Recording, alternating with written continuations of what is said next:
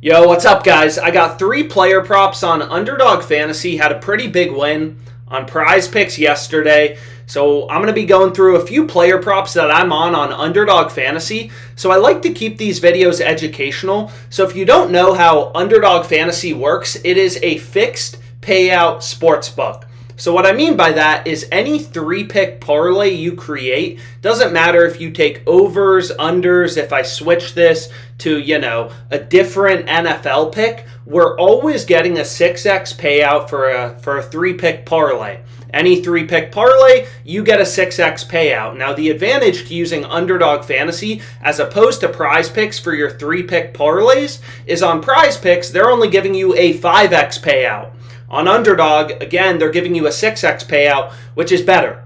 So if you go through the math behind Underdog Fantasy, what you're going to see is all you have to do to be profitable on this platform playing 3-pick entries is win over 55% of your player props, right? So if you can select these player props correctly, like Joe Burrow, over, under, and passing yards, if you can get these prop bets correctly, 57% of the time, only losing 43% of your picks, your ROI is going to be positive. If you win 57, only lose 43% of your player props, you're going to have an ROI of 11% on Underdog Fantasy. Pretty good. So basically, when you're looking for plays on Underdog, you're just looking for bets winning above 55% of the time.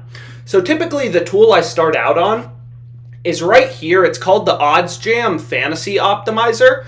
And basically what this tool does is it literally just scans the market. So all these different lines on Underdog Fantasy, MLB, whatever. It scans all these lines and compares them to the odds on sportsbooks. So if you take a look at sportsbooks, you're going to notice for Jorge Soler, which is, the second bet right here, there's 2 Marlins players, Sanchez and Soler. The Odds Jam Fantasy Optimizer highlights all of the profitable bets on Underdog winning above 55% of the time are just highlighted in green. So you're going to see right here we have Sanchez under half of a single, Soler under half of a single. Both of these plays slight win rates above 55%, so they're highlighted in green, right? These bets in red, 53%, that doesn't cut it. That's not a profitable bet on Underdog. You need at least 55% win rate.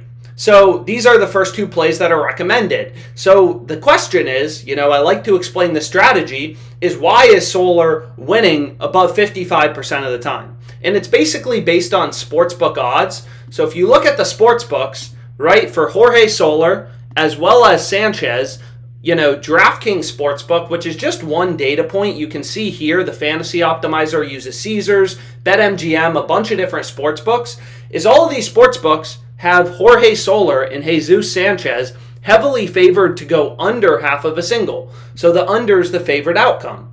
So, on Underdog Fantasy, this is a sportsbook where they don't change your payout. You're going to see here, you're always getting a 6x payout. So if you take overs, unders, it doesn't matter. So basically, this is exactly what you're looking for. You're looking for spots where sportsbooks have an under or an over, in this case it's 2 unders, really heavily favored.